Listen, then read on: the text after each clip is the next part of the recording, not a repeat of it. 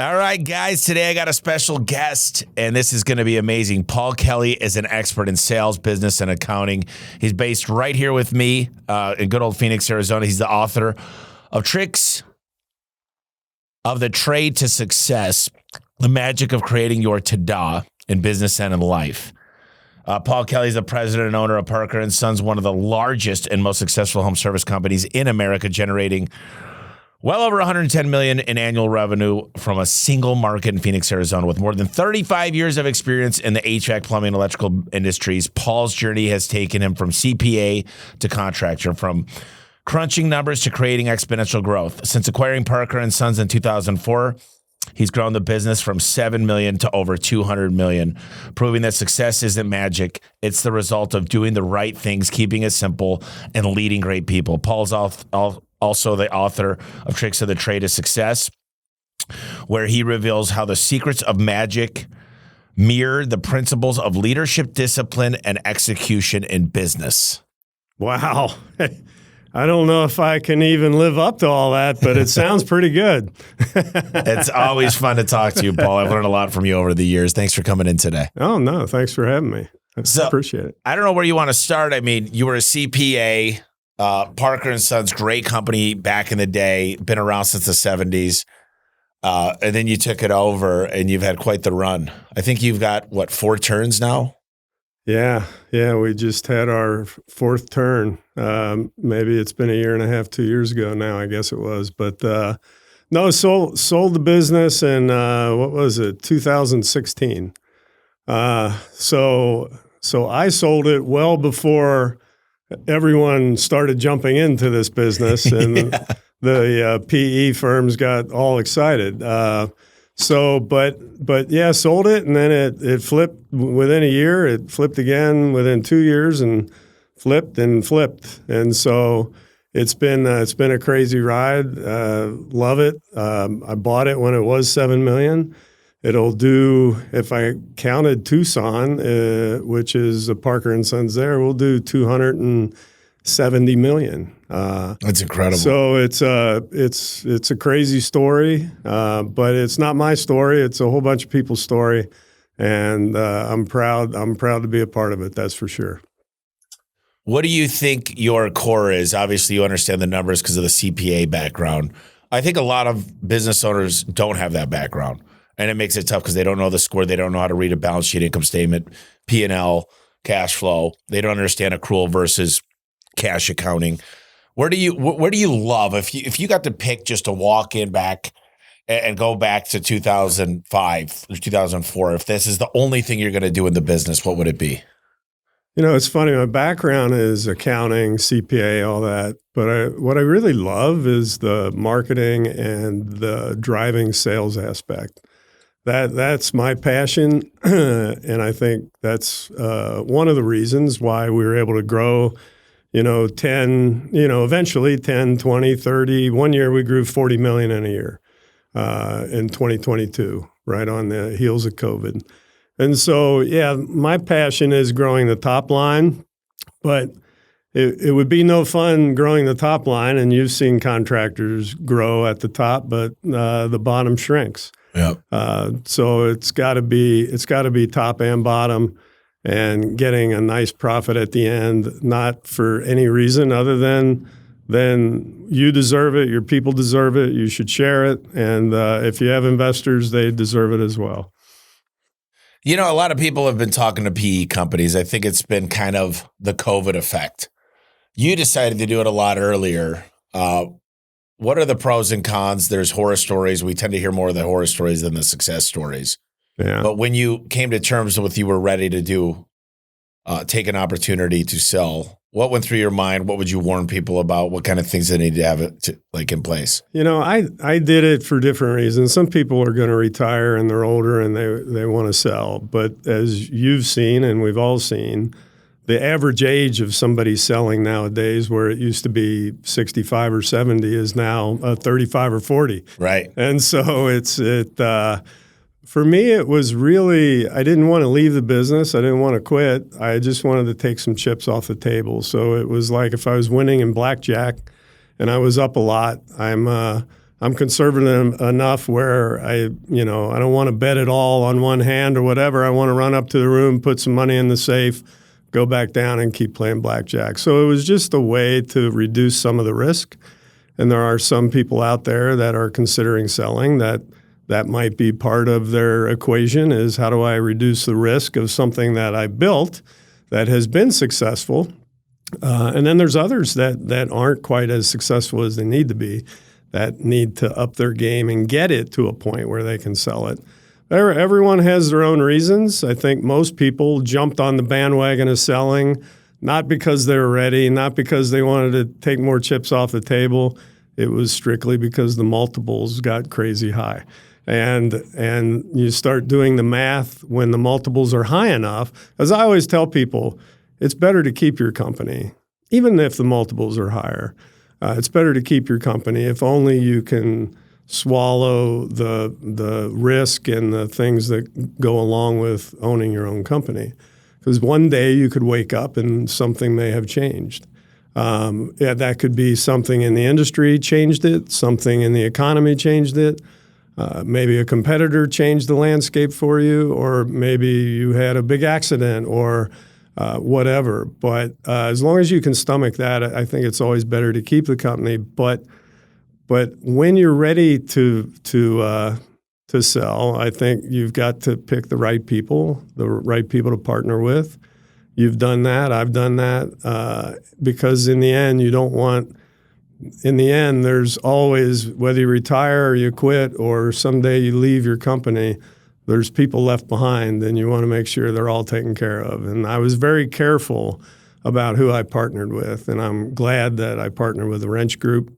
It's been a great opportunity for a lot of people. They, along with me and a whole bunch of others, have made a bunch of people very successful, rich, and have changed their lives in a way that maybe wouldn't have happened had I just kept it. Yeah, I ran out of money in a lot of ways for my growth appetite. So I had a delayed draw term loan in place, and I needed a partner with deeper pockets.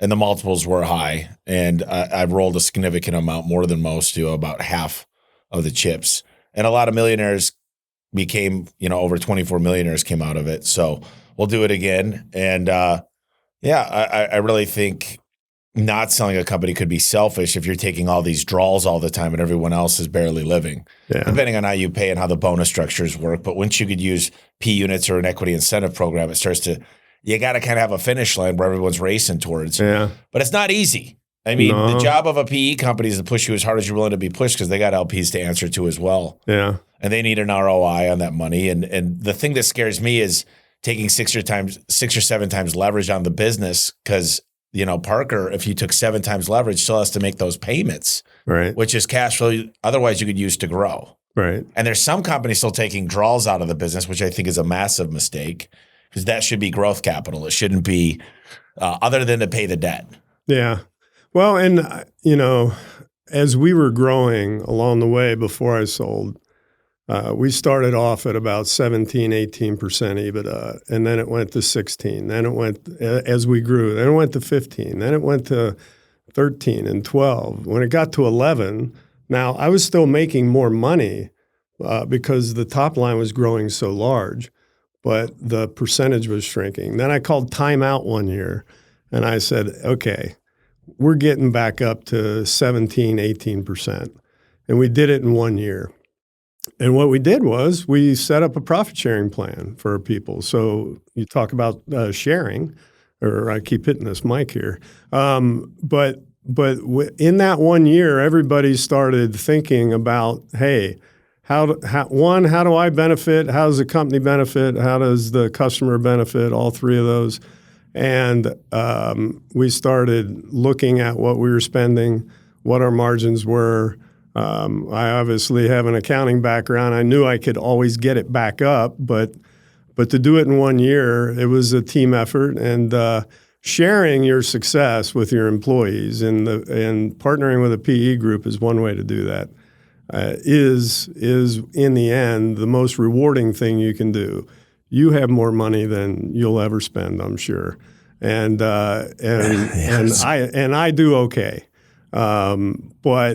But really, the people that you have, your key people, all the way down to the last warehouse person or whatever, they all deserve to do well when the company does well. And so I always felt that was an important key ingredient in anything I did. I'll get a bigger kick out of the team members or the employees making money than the company making money. It doesn't mean the company doesn't want to make more money. It just means when the employee is able to do stuff for themselves or their family that they weren't able to do working for somebody else, that's what satisfies me, and that's what I get a kick out of. No, it's true. I agree with that wholeheartedly. I would say, and I haven't felt this from my industry at all, but some of these HVAC plumbing guys, they're demanding that they make $1 million a year, that they earn a lot of the P units. Sales are what make the world go round. Sales and marketing, we know that. But the more I hear some of these, and they're A-plus players, don't get me wrong, they know how to sell, and they still get 5-star reviews. But, I mean, do you feel in any way like this is kind of a bubble when you got developers and people from real estate talking about the home service industry? Now everybody and their brothers trying to get an HVAC, and like it just reminds me of the .com era. Like this is almost too good to be true. And usually if something sounds too good to be true, it is. Yeah. What are your thoughts over the next few years of where things go? Oh, I think there's definitely a bubble, and it's already, I wouldn't say bursting, but it's already cracking. There are Renovo just went out of business. Yeah. The Blackstone or BlackRock company. Yeah. PE back. There's a few groups not doing well. I know them. Yeah. And so is that going to continue? Yes. There's too many people that hopped in our business too quickly who maybe didn't know the business well enough. And it just, everyone can't do well forever. At some point, the cream will rise to the top. And I know you're part of a group that'll do that, and we are too. But in the end, not everyone is going to survive this at the level that they have the last few years. There's a price to pay, and there's a bubble that will burst. And I think it's coming soon. It's already started. Next year is going to be a big year for a lot of companies making deals. So I think that'll be good news. I mean, I think guys like Champion Group and Wrench are doing great. I talked to Ken actually on Sunday. He was watching a football game. I was talking to him about Atlanta because he knows the Atlanta market. And I'm really trying to figure out the marketing that'll work there. And he just mentioned, just in purchasing, you guys are finding a massive amount of money in the next year that'll go to the bottom line. And that's something that I've heard Ken talk about. I've heard some of the best players in the industry is how you buy procurement. Yeah. How much does that play into building a big business and just renegotiating contracts, even with your vendors that you use for marketing? Yeah, no, I think there's a huge opportunity there. Now, I will tell you that that's never been part of the formula thus far at the Wrench Group. Each location made their own buys, whether it be media or whether it be equipment or parts or whatever. And there is some risk whenever you centralize or you move all your business to one vendor in order to get a good deal. One, there's risk that vendor may not be able to provide the same kind of service that maybe the local people did before. Right. They could have a catastrophe of their own. We've seen that at Lennox and different things where Mother Nature can take out, a manufacturing plant or whatever. And not always are the best deals done at a national level. Sometimes they're done at a local level. And so you just have to be careful, and you have to know, you have to have the right people negotiating it and doing the right thing and thinking through it the right way. But there is a huge opportunity, that said, to do deals with in a number of areas that can save the company a lot of money and potentially bring some things to the table that maybe weren't brought before. And so I know the Wrench is exploring those now, and I think that will pay off big dividends down the road. It's always interesting. Leland had talked about the same things, and you guys, I don't I know you know Ken Goodrich, Ken Haynes, Leland, and Cristiano. I know all the goats. Those goats, yeah. And then I'm talking to the biggest goat in our industry right across from me here. No, I learned a lot. Literally, I spent a lot of time traveling, just going to different shops and learning how HVAC did it and plumbing. And we like to buy from two manufacturers, not lean all in on one. Yeah. And they continue to fight for our business all the time. They get a lot of our business. I mean, we're spending $60-70 million a year in just parts. But I do think you get economies of scale when you switch to one call center, one purchasing department, one type of insurance provider. Not everything, like you said, local could be still good. But if it truly is a platform and you want it to be one roll up, meaning that it's reporting the same, you read the KPIs the same, you talk the same jargon, similar mission, core values, stuff like that. I just don't see how you could do it just buying good companies in a bunch of markets and saying run them on your own. Like you need Intact and Service Titan and you need the right HR company. And with all those things not reporting the same, like you can never lend your employees to other companies if you're under the same ownership structure. Yeah. That's the way I look at it. And if I was going to build any type of roll up, it would be this is the fundamentals. We're agreeing that we're going to do all this throughout. Yeah. Otherwise, you might have Morris Jenkins doing different than this and this and this, the next gen, and it's hard to get a system of the output to be the same. Yeah, I think as you try and set up a group to flip or to go public or whatever, you've got to have some commonality among the locations.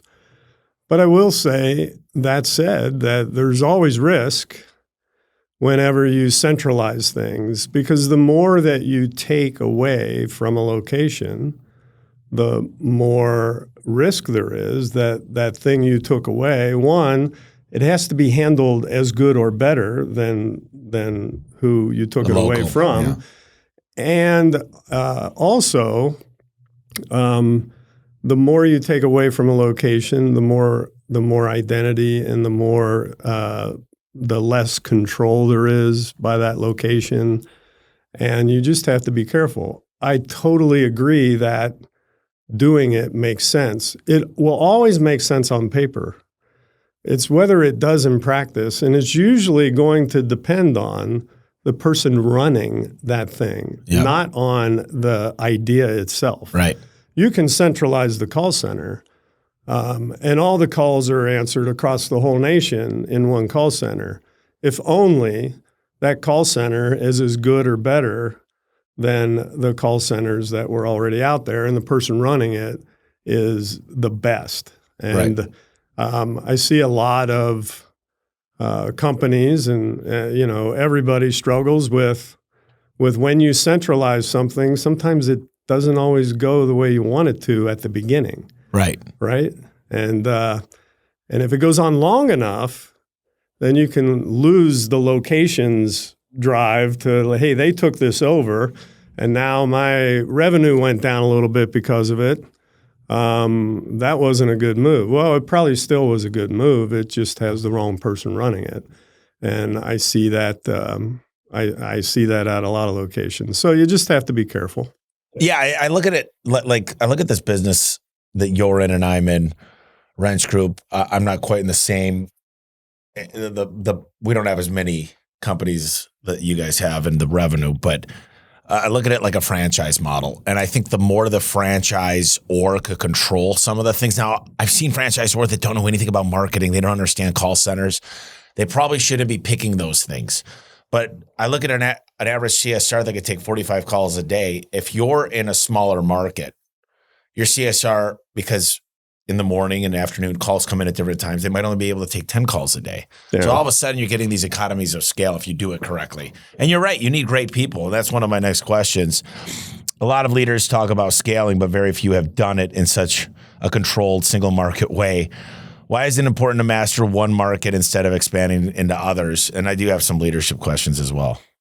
I mean, one, there's so much business in a Phoenix, Arizona, or a Dallas, Texas, or any number of cities. There's so much business to get that for me, that's the best place to start to try and dominate. I would rather be a $250 million company in Phoenix, Arizona, than be a, 25, $10 million businesses all over. It's easier to control, and now there's more risk because if summer doesn't get hot, we don't have to worry about that here. Yeah, we don't have to worry about that here. But so I think for me, it always made sense to expand the services that we offer, because we only offered HVAC and plumbing in the beginning, and then we added water, and then we added insulation, we added electrical, we recently added solar. Once somebody trusts you, you can definitely get them to use you for other services. And I'd rather grow that way first. Now, some of those businesses are a little bit different, but they're all home services. Yeah, and so home improvements. Yeah, and so they have a commonality, and so that's the way I always grew. It can go either way. We expanded down into Tucson, and we'll do $30 million in Tucson in year 4. So you can open up and do very well in another location as well. So I think you can do either. I think for most people, maybe that are listeners to this podcast, grow your own business first. If you're not good at that yet, if you're not dominating or in your own market, figure that out first. Because don't expand. I always tell people, why are you expanding when you're not even making 15% and you don't have market share in your current market? Right. And so many people are so excited to expand and they don't understand they're going to be robbing Peter to pay Paul. Yeah. And it's tough. Now your top guys are going to that other market. You're losing them out of your current market. You're going to drop your current market. It's a weird situation to be in. You said before that business isn't a magic trick. It's about keeping things simple and doing the right things well. What does keeping it simple actually look like in practice when you're leading hundreds of people and millions in revenue? Everything I did, people think like, well, you probably had this master plan if you went from 7 million to 250 plus million. And I would tell people, no, I didn't have some master plan. I was basically just trying to make payroll at the beginning and trying to figure things out. But we got momentum, and we kept rolling. Simplicity was always part of my formula. I'm not a complicated person. I can't implement complicated. When things are complicated, they're hard to implement, and they're not scalable. And so simplicity in everything, whether it's a pay program, an example, our pay program for our HVAC service department, 20% of the ticket. You can figure that out. You can do 10% by moving the decimal point and double it, and you are used to leaving 20% tips, and they know they can do the math in their head real quick. When they do a job, they know how much money they made. They put in a $1,000 motor, they just made $200. So simplicity in everything we do, whether it's a selling process.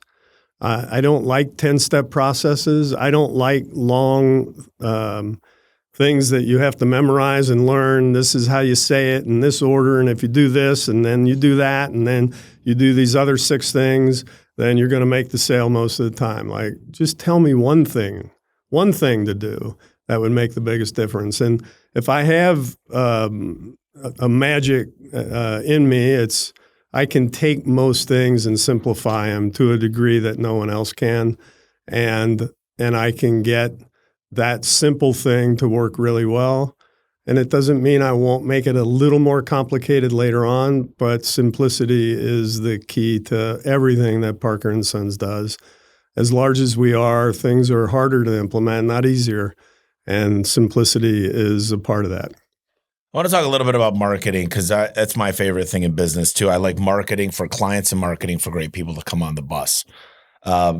How much should someone, and there's numbers all over the place, anywhere from 5 to 20%, depending on if you're growing or not, but how much of revenue as a percentage of revenue should we be spending in marketing do you like to be at? Well, I can tell you what Parker's at, and it's a ridiculously low number, and I wish it were higher, but There's some that believe you can grow your business at even a lower number, but Parker spends about 4.5%. But I think the right number really for a large company is in that 6 to 7 range.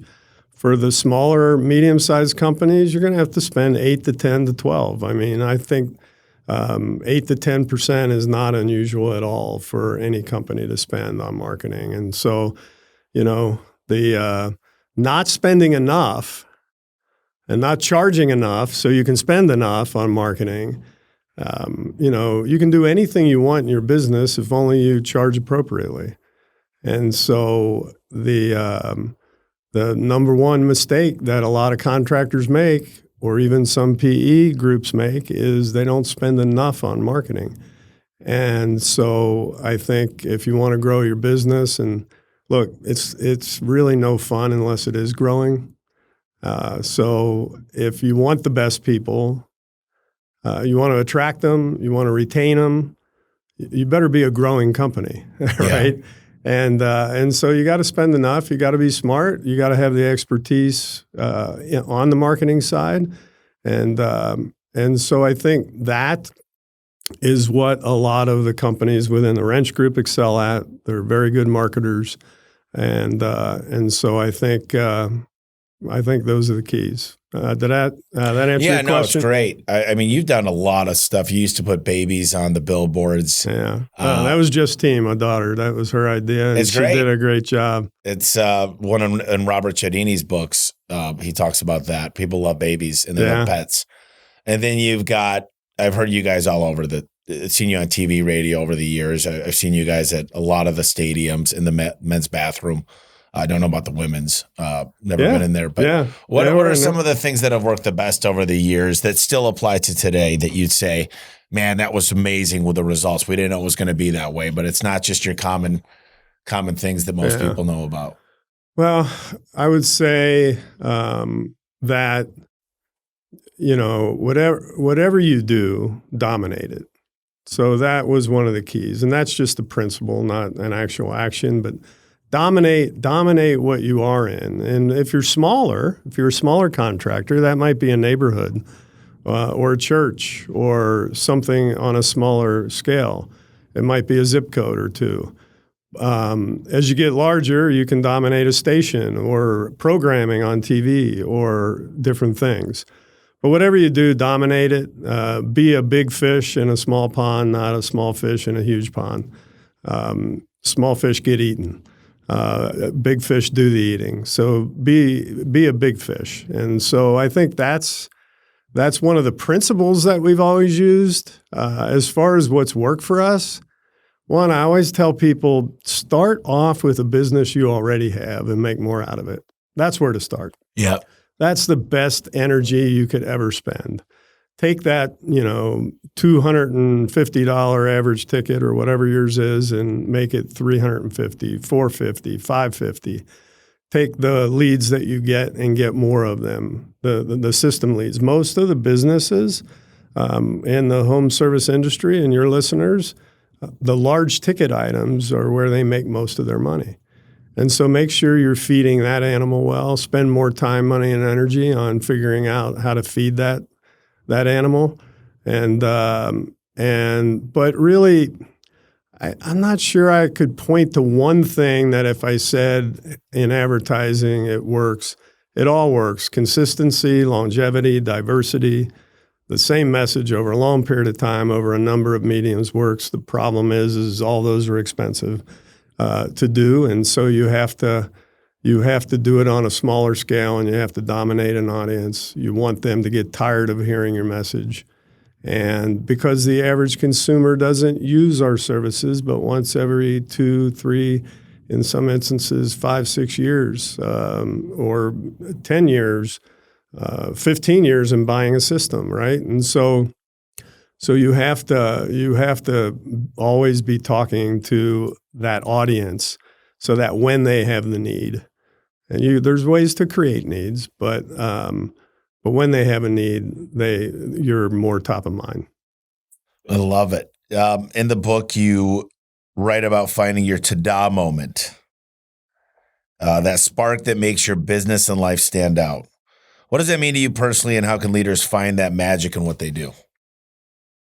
You know, I got into magic years ago, and now that I'm kind of semi-retired and working a lot less, not involved in the day-to-day at Parker, and just kind of consulting with Wrench, I've been able to get back into some magic stuff, and I'm starting to practice again. But to me, that ta-da moment are the things. It could be little things that you can just say to yourself, ta-da, or you could celebrate. Obviously, getting married can be a ta-da. Having kids is a huge ta-da. I'm going to tell you right now, having grandkids is maybe even a bigger ta-da. And so love those grandkids. And certainly buying a business, having a business, a great month, a great day, making a sale that you didn't think you would make. All those are ta-da moments that you should celebrate. And you can celebrate in a number of ways. To me, my last ta-da in this industry might be something that you're a part of, even though it's a small part of, in the fact that if I'm a goat, and, raising goats, and you're a goat, and we know a lot of goats. How did we become a goat? Like, there's not really, I mean, maybe you feel you are to some degree or whatever, but I don't feel like I'm that special to think that if only I can do something. I think if I did it, I would never say anyone, because I've met a lot of people that would never, ever be able to do this. But a lot of people could do exactly what we did if only they knew the secrets. And I've identified, I study you, I study a lot of people, and I've figured out 4 things that people are really good at that are part of this class that we're going to teach. You're a part of that class.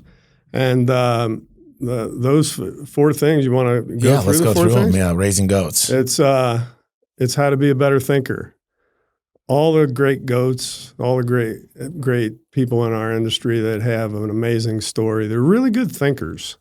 They can think through problems, not just the benefits of solving a problem, but the consequences of making decisions and problems. And I feel like in this class and some ongoing training as well, we can get somebody to be a way better thinker. So thinking is key. If you think differently, you'll act differently. If you act differently, you'll get different results, better results. The second thing, which is an Achilles heel of most contractors that are probably listening, and even an Achilles heel for a Parker & Sons or an A1 Garage or whatever, it's always a struggle, is implementation. Most contractors aren't good at implementation, so they can go to the Freedom event. They can go to a seminar, or they can go to a conference, or they can hire a company, and they can get a mentor, and they can talk to whoever they want, and they can read Tricks of the Trade to Success. But can they implement?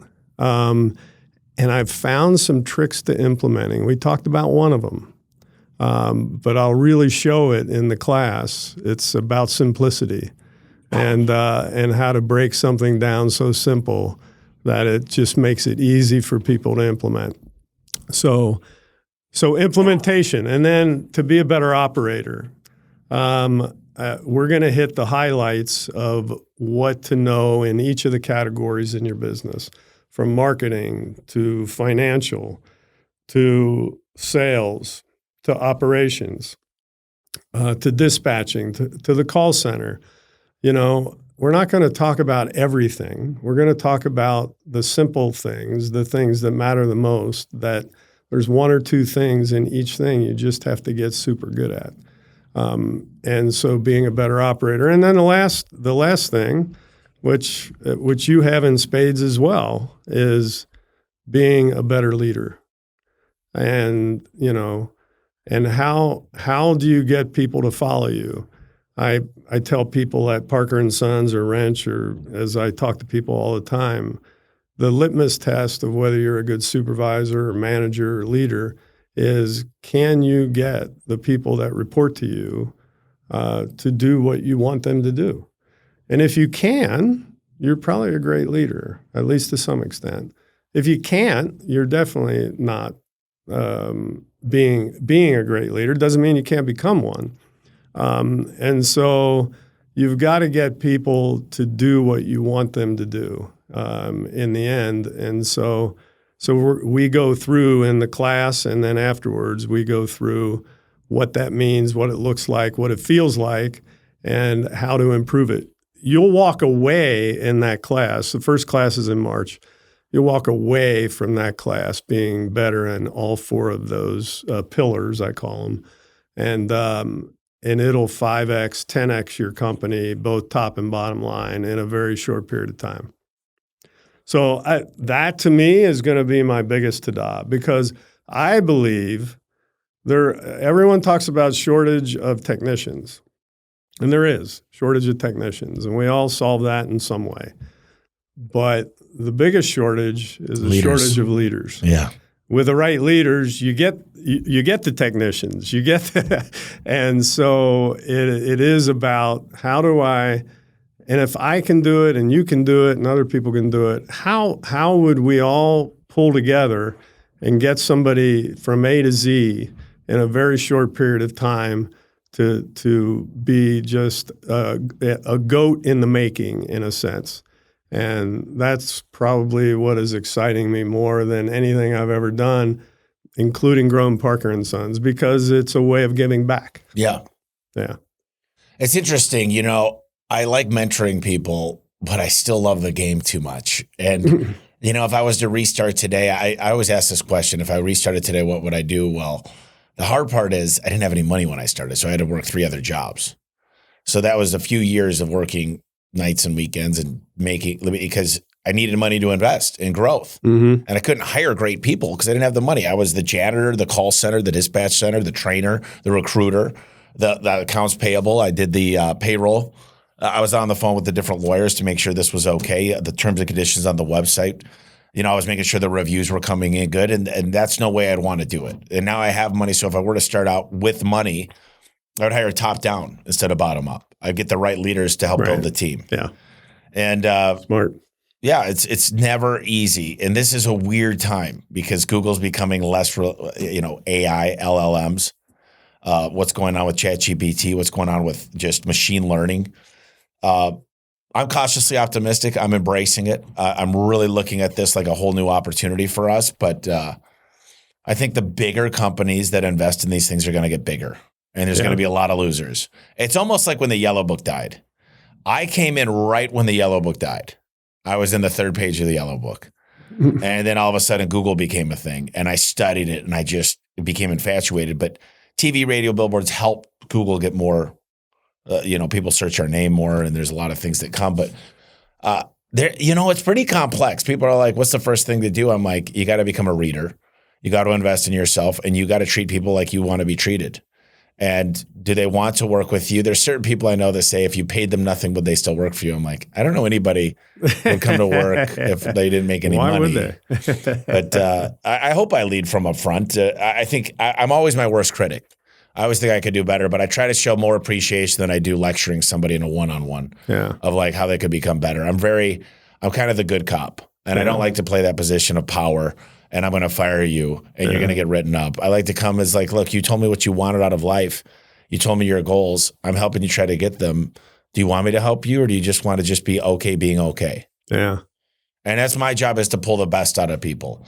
And if they don't want to be pulled, there's certain times where people have life events, which I'm okay with. But if you're just going to go through life half-assed, this probably isn't the right company for you. This is for people that want to excel and change their family lineage, their family tree. Yeah.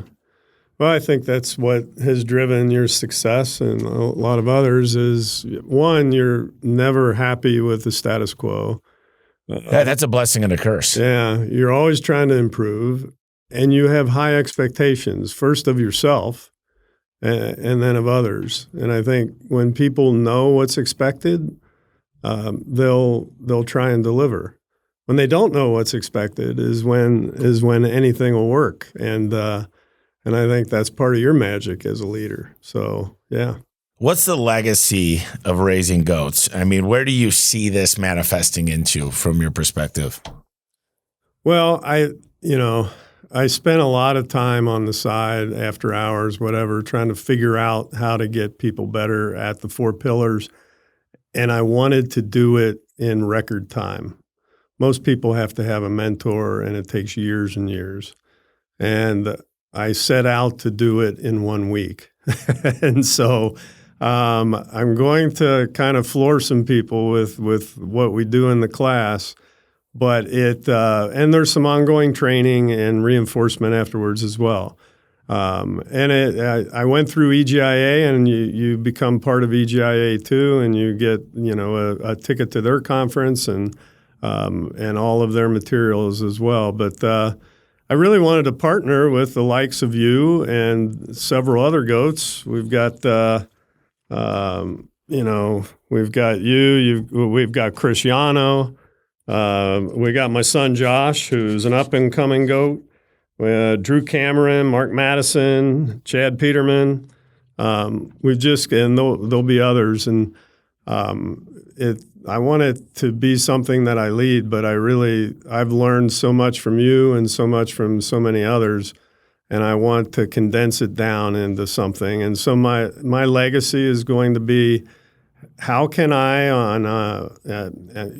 this may be something we just do once, or it may be something that I do for a while, or maybe others do. And, one of the things that people said to me is like, aren't you afraid that once people go through the class or this gets out there, the way you do it and how you do it, whatever, aren't you afraid that someone's going to copy it?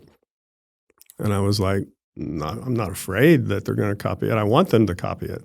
Like, I want it to become a movement, not a Paul Kelly thing. I want there to be a whole bunch of goats. Yeah. That would be my legacy, is I started something and everyone else finished it. Yeah.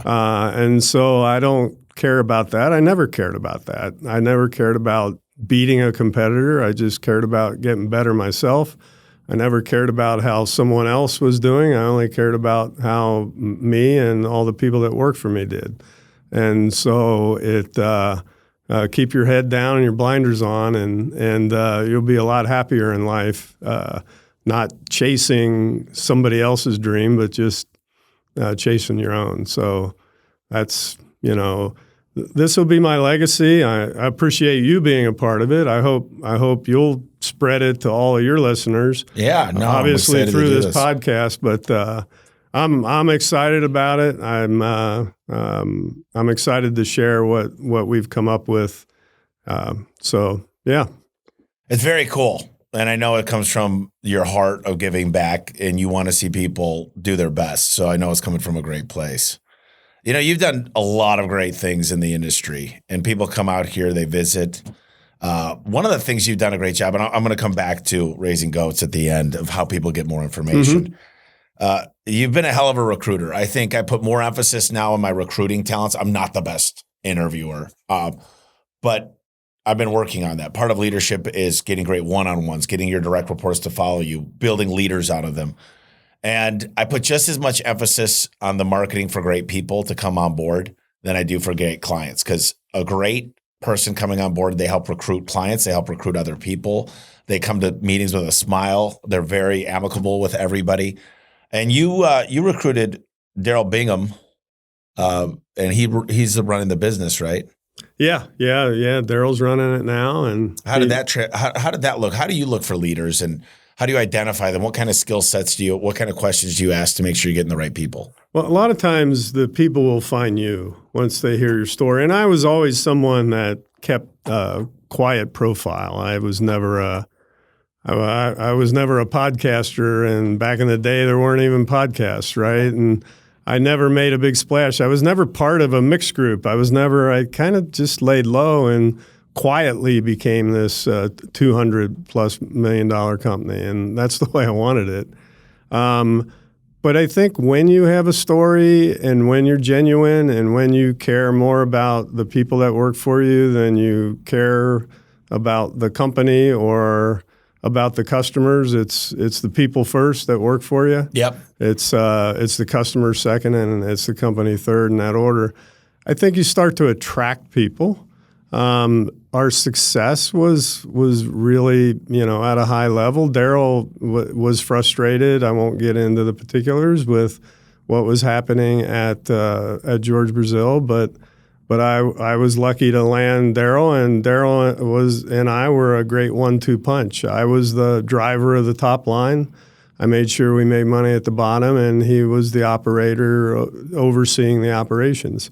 But it wasn't just Daryl. It was my daughter. Well, in the early days, it was Josh, but Justine took over in 2017 and did the marketing. And I loved working with both of them. Justine became one of the best marketers in our industry. With my tutelage and everything she's learned from other locations within Wrench even, or from Wrench themselves. So, and it was Bob Cannon more recently. And we've just had so many great people that we've attracted. And I won't say that it's not like I sought these people out. They kind of sought us out. And I think when you have that, you've got something special. I always say that at Parker & Sons, you can go to any company you want, and you ask the people whether they care about the company they work for, and invariably they'll say yes. But do they care enough? It's that word enough.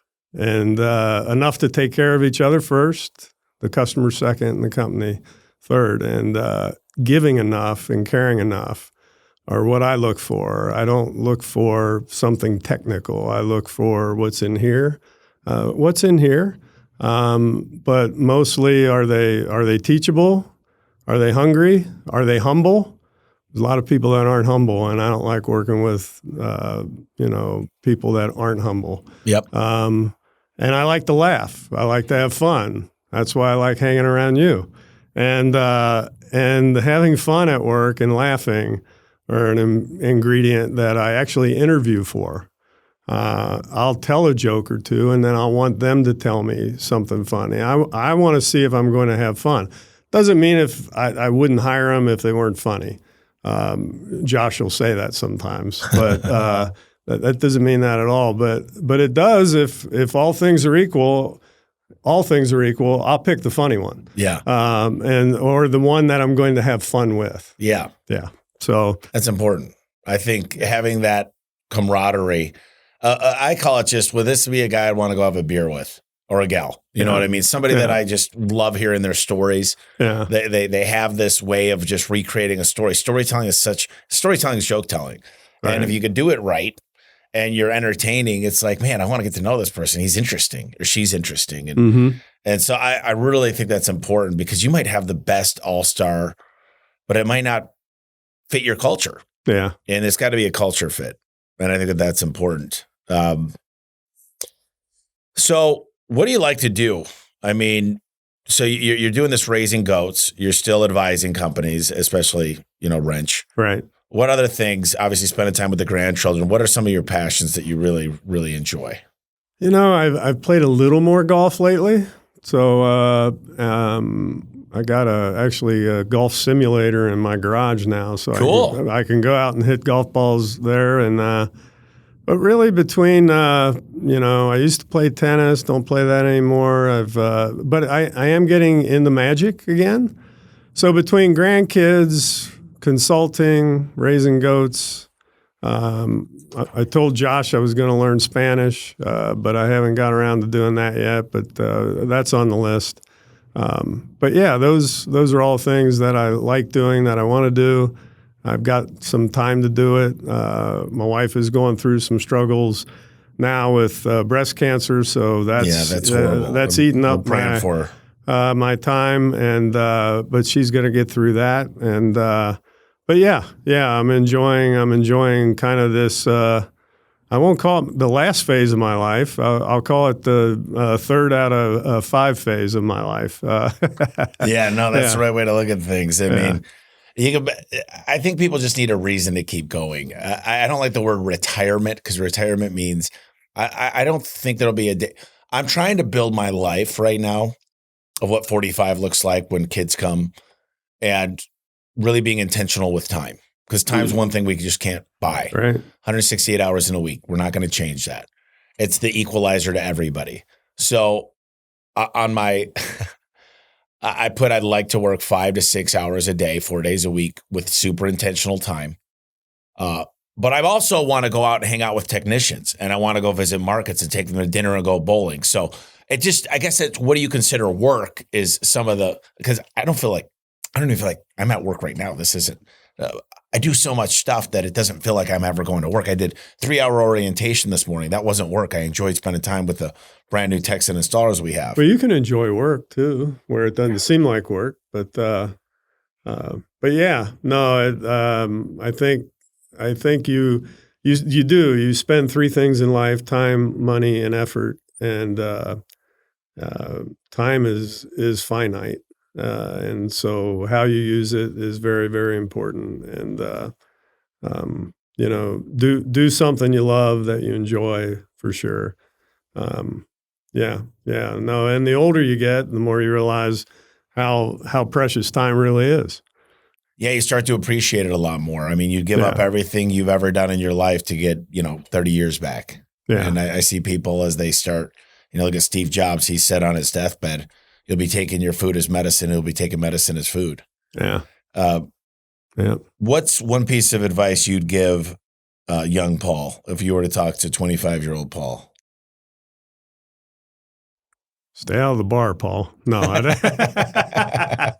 yeah, 25-year-old Paul was a lot different than 66-year-old Paul. I've learned a lot. I've had a lot of mentors. I think I did this on another podcast, but I mean, a lot of my mentors I had never even met. I just watch them. I study them. I read their books, and I figure out what their strengths are, and I try and emulate it and try and make it simple. But I think when I was younger, I didn't really have aspirations to be any more than average, or I was working kind of how most 25-year-olds do to kind of get by and get through the day and make pretty good money, but not be that motivated, and didn't want to take the risks that it might take to do some of the to make bigger money or to have bigger aspirations. And so I think confidence and having the right mentors and just keeping life simple and having a drive within you. I didn't have the drive back then, at least business-wise. I competed in sports and I competed in other things, but now for the longest time I competed in business, and that was the way. I wasn't competing against anyone. I was competing against myself for the most part, and so have a drive, be competitive, know what you want, and go after it. You can.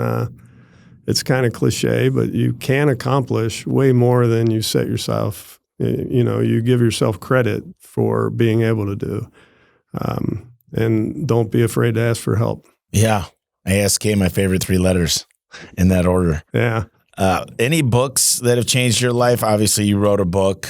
Everybody should pick up Paul's book. Yeah. The funny thing about my book is I'm not a reader. I mean, I'm a listener now on Audible of books, but I'm not a big reader. I'm a slow reader. So it takes me a long time, but unless it's really good, I fall asleep first. So when I was going to write a book, I went to my wife and I said, hey, I'm going to need some alone time for about 5 or 6 weeks. I've got to do things quickly. And so I wanted to write it in 5 or 6 weeks. And she goes, you need some alone time. Why? What's wrong? I go, there's nothing wrong. I'm going to write a book. She goes, write a book? She goes, you don't even like reading. I go, I didn't say I was going to read it. I said I was going to write a book. And so anyway, I mean, you name a book and I've probably read it, or I've listened to it. I'm not sure I have a favorite. And I am a guy that can remember principles, but can't remember the name of the book or can't remember, the movie. In the old days, I would go to Blockbuster and bring a movie back. We'd watch it. About 3 weeks later, I'm in Blockbuster. I pick the same movie. I bring it back. And Tricia goes, "We just watched that like 3 weeks ago." And I go, "It sounded familiar, but I That's great. Anyway, but no, read everybody's book. I've read yours. Yours is a great book. You can see Tommy Mello all over in that book, and Thank you. And it was. But most of the real successful people in our industry have written books, and there's people outside of our industry. Read as much as you can, or listen to as much as you can. It'll rub off. I agree. If somebody wants to reach out to you, Paul, what's the best way to do that? Well, I hope they sign up for and get signed up, because space is limited to 30 of Tricks of the Trade to Success. They can do that.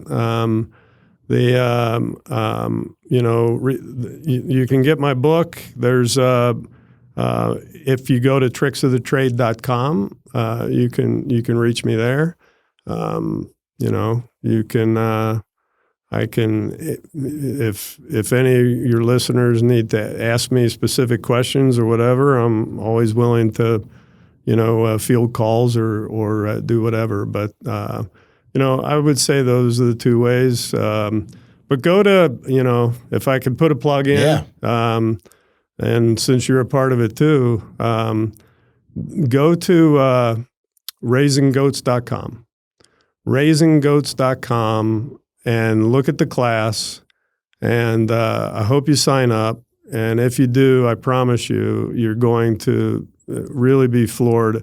I didn't want to put something together as my last ta-da that has been out there. I tried to think of what's missing in all of the training that I've ever been to, and how could I put on something, we all put on something that would be different than you would learn from the normal person that is maybe having a class on something. And so that's what this is. It's a fairly immersive training, and you will get better at those 4 pillars.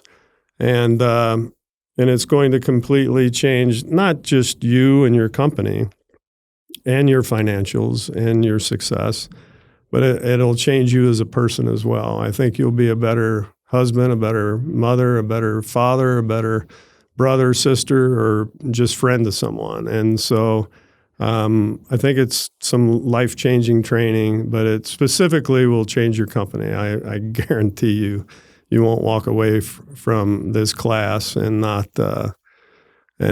be substantially better at what you need to be better at in order to grow your company at a rate that you never thought possible. I love it. Well, you said it. Go to raisinggoats.com and order Paul's book. He's a wealth of knowledge. And if you're ever in town, come. Obviously, we do A1 tours all the time, but maybe you could give maybe we arranged it. You could do a Parker and Sons. That's actually part of the Raising Goats training, is a guided tour by myself of Parker, where you'll see the actual things we teach in the class. You'll see it live. And you'll be able to listen. You'll be able to see it going on in a live environment, so to speak. So, cool. Yeah. I love it. Well, Paul, I really appreciate you coming by. It's always an honor to have you. You're just a wealth of knowledge. I've always leaned on you. Every few months, I got a question, or you give me some guidance, or tell me who I need to get connected with. So I appreciate it. Well, I can't think of anybody better that I would, and why it took us so long to do this, I'm not sure, but I consider you the GOAT in our industry. Our industry meaning the home services industry, which encompasses a lot of different trades. And you're one of the best connected, most respected, most successful contractor/leaders in our industry, and I couldn't. You ask me to do anything, and I'll always be there for you. Thank you. Yeah, I agree. I feel the same about you. And I met Josh in Hawaii in 2016 through Gannett, That was so. I cannot believe that. But Josh, such a. I love the whole family, and I appreciate everything you guys do. No, they've been wildly successful themselves, so I couldn't be more proud of him and Laura. Yeah. Yeah. Well, thank you for doing this. No, I appreciate it. You're more than welcome. All right, and we are out of here. Thanks, guys, for listening. This is a good one.